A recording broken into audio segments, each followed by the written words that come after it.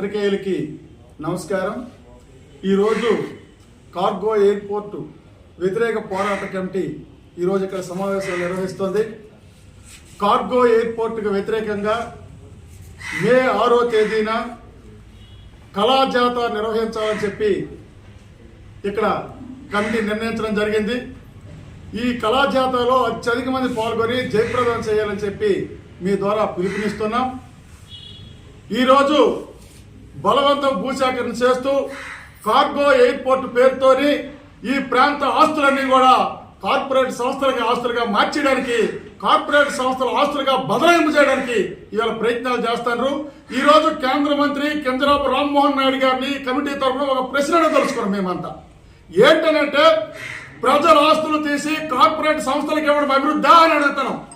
ఈ ప్రాంతంలో అత్యంత కీలకమైంది, ఇవాళ పర్యావరణానికి అత్యంత ఉపయోగంగా ఉండేది. ఈ రోజు సముద్ర తీర ప్రాంతంలో పెద్ద ఎత్తున జీడి మొక్కలు మలాడవల్లాగా ఉన్నాయి. ఈ రోజు కార్గో ఎయిర్పోర్ట్ పేరుతోని లక్షలాది మొక్కల్ని ఈవేళ మీరు నరిగితే ఈవేళ పర్యావరణానికి ఎంత తీవ్రమైన ముప్పు ఏర్పడుతుంది అని మేము ప్రశ్నిస్తాం. ఈవేళ సునామీలు వచ్చిన, ఈవేళ పెద్ద పెద్ద తుఫాన్లు వచ్చిన, ఈ రోజు కాసేపు ఒక నగరానికి కానీ ఈ శ్రీకాకుళం ప్రాంతానికి కానీ ఒక పక్క తూర్పు కనులు అయితే రెండో వైపున సముద్ర తీర ప్రాంతంలోన ఈవేళ ఈ మొక్కలన్నీ కూడా ఒక రక్షణ కవచంగా ఉన్నాయి. ఈ రోజు ఆ మొక్కలు కానీ మీరు నరికేస్తే పర్యావరణానికి ముప్పు కాదా మేము అడుగుతున్నాం. అంతేకాదు, అత్యంత హాస్యాస్పదమైనది ఏంటంటే, కార్గో ఎయిర్పోర్ట్ వస్తే ఉద్యోగాలు వస్తాయని చెప్తాను. ఇవాళ మేము అడుగుతున్నాం, మా భూములు, మా ఆస్తులు, మా ఇల్లు మీకు ఇస్తే మీరు మాకు ఉద్యోగాలు ఇస్తారా? అంటే మా ఆస్తులు అవన్నీ చేసి మీ కాడ కంబార్తనం చేయాలా? ఇదా మీరు చెప్పేది? ఈ జిల్లాలో మీరు ఎంతమందో నిర్వాసితులు ఉన్నారు. ఈ నిర్వాసితులకి ఎక్కడైనా సరే ఒక్క ఉద్యోగం ఇచ్చినారా?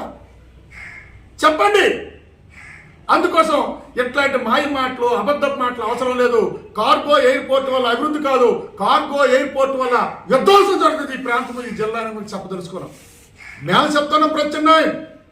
మీరు కార్గో ఎయిర్పోర్ట్ కానీ కట్టినట్లయితే మూలపేట పోర్టు కట్టిన భూముల్లో 300 ఎకరాలు అయితే సరిపోద్ది. మీరు ఎక్కడ ఒక మొక్క కూడా మీరు కొట్టక్కర్లేదని మేము చెప్తాను. కానీ మీరు అది వినడం లేదు. అందుకోసం అభివృద్ధి పేరుతోని మీరు విధ్వంసం చేస్తే మాత్రం సహించేది లేదు. పోరాటానికి తీవ్రతరం చేస్తామని చెప్పి హెచ్చరిక జారీ చేస్తాం. అంతేకాదు, ఈ జిల్లా ప్రజలు ఎవరు కార్గో ఎయిర్పోర్ట్ అడగలేదు. ఈ శ్రీకాకుళం జిల్లాకి శివర భూముల వరకు 2 పంటలకు మీరు నీరు ఇవ్వండి, ఓహిందోర రిజర్వాయర్ పూర్తి చేయండి అని చెప్పి అడుగుతాను.